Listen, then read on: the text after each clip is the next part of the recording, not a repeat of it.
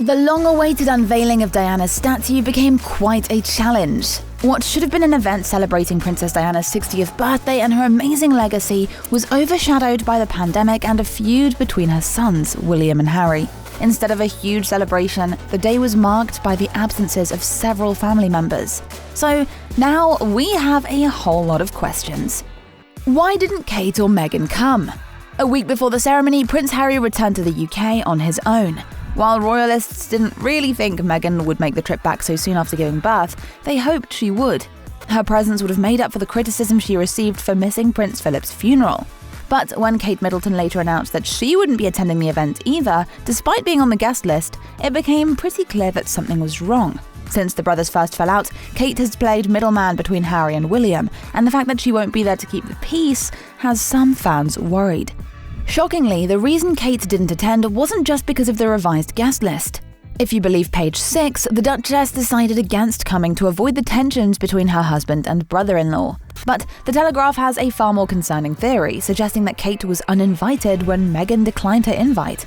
The reason? To avoid it looking like Harry was outnumbered at the event. And even though both seem unlikely, Kate isn't the only family member who decided not to attend, and she's definitely not the only one without good reason.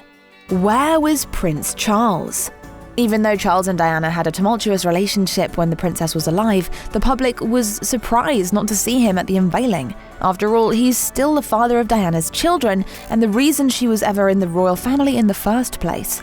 Nevertheless, the Prince of Wales skipped the ceremony just as he missed the commemorative events held in Diana's honor in 2017. Like back then, he apparently didn't want to be a distraction and preferred to keep his memories to himself. A royal spokesperson told Cosmopolitan that these moments have the potential to resurface old wounds, and it brings back memories for him. Happy, sad, regretful. Since Diana's death, he has felt it's best to keep those memories to himself and leave his sons to it. But with all the drama behind the scenes of Buckingham Palace, his absence seems like more of a snub of his sons than an attempt at modesty. For that reason, critics have suggested he was motivated by something more personal. He didn't want to face Harry. And there may just be some truth to that, as Harry has recently had a lot to say about his upbringing. My father used to say to me when I was younger, he used to say to both William and I, well, it was like that for me, so it's going to be like that for you. Just because you suffered, that doesn't mean that your kids have to suffer. In fact, quite the opposite. If you suffered, do everything you can to make sure that whatever negative experiences that you had, that you can make it right for your kids. Since the Duke of Sussex revealed the family's genetic pain during the Me You Can't See with Oprah, the already tense relationship between the father and son has apparently reached breaking point. And that's a shame, since Harry's beef with his father also means that his own children won't get to see their grandfather. Why didn't the Queen attend the ceremony? The Queen's absence was even more noticeable than her son's, and as the head of the royal family, this concerned Diana's fans. But unlike Prince Charles, the Queen decided not to come to the event out of respect for Harry and William. According to US Weekly, Elizabeth wanted the unveiling to be a special family moment. So when the pandemic forced the palace to slash the guest list, she volunteered to give up her place. But her absence has also been seen by some as a safety precaution. With new COVID variants doing the rounds, the Queen has been advised against attending public events if she can. Instead, she plans to attend the September ceremony, but you'll have to wait a little longer for those details. But unless her grandsons repair their relationship, she might not see them at that event either. Did the brothers repair their relationship? All reports indicate that despite the frostiness between Harry and William, the brothers decided to show a united front to the world during the unveiling of their mother's statue. But then again, they decided the same thing for their grandfather's funeral, and that did nothing to help their relationship. In fact, Vanity Fair reported that a palace insider explained, "I fear it will be the same as at Prince Philip's funeral, a nod of recognition, and that's about it. Neither are offering an olive branch." While many of us were hoping that Philip's funeral would give the brothers a chance to make amends, the opposite apparently happened. Robert Lacey shared our hopes when he revealed that after the funeral, things between the princes were worse than ever. He elaborated, "There they were, at each other's throats as fiercely as ever. The rage and anger between these two has grown so incredibly deep. Too many harsh and wounding things have been said." So fans couldn't help but hope that doing something to honor their mother would allow these two to finally work on their relationship. But man, did that expectation come with a lot of pressure. As Robert Lacey told Good Morning Britain, "If they just appear together in public in front of the statue and there's nothing more, I think we would rightly conclude that it's a superficial gesture." Before the unveiling, it certainly looked as though Harry was at least trying to make an effort when he delivered a speech to the Diana Award ceremony. In it, he referred to his brother and how their mother was a champion for compassion. Later this week, my brother and I are recognising what would have been our mum's 60th birthday.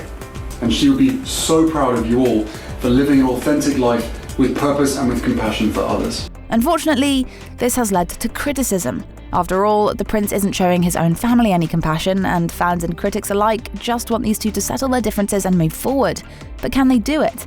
As royal commentator Penny Junor explained, unless one of them is going to say sorry, and I think that probably has to be Harry, I can't see this relationship at the moment mending itself.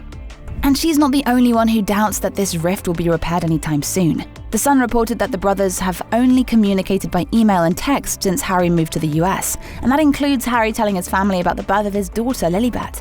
But there's a silver lining. The text exchanges are slowly getting more regular and a lot friendlier. The Daily Mail even revealed that their most recent exchange was about England's football match against Germany. Hopefully this means things are defrosting between the two. Will Harry see the rest of his family while he's in the UK? When Harry was last in the country for his grandfather's funeral, he didn't stay afterwards to see his family, and this upset a lot of royal fans. So did anything change this time round? Ahead of the event, several British papers reported that the Queen had invited her grandson to lunch at Windsor Castle. This might give the monarch and the wayward Duke a chance to finally clear the air and talk things through. In fact, the appointment would be the first time that Harry met his grandmother since he and Meghan left the UK.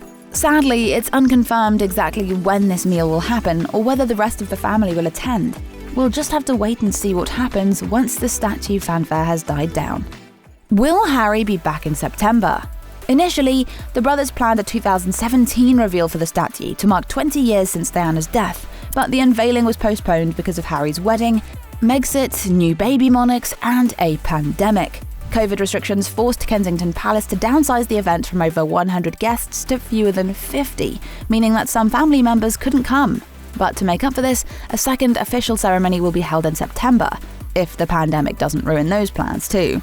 Because the unveiling ceremony was scaled down, no friends or donors were able to see the moment. Harry and William whipped off the emerald covering in person. But that'll change in September when everyone on the royal guest list, and even maybe some more, will gather to do a public ceremony.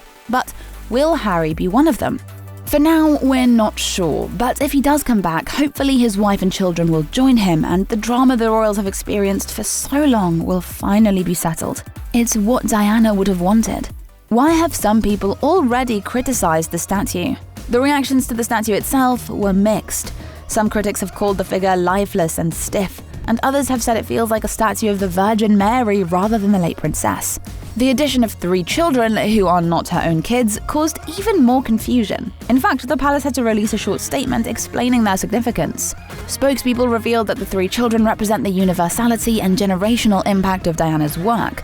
But wouldn't the message have been so much stronger if she was surrounded by her own children or even her grandkids?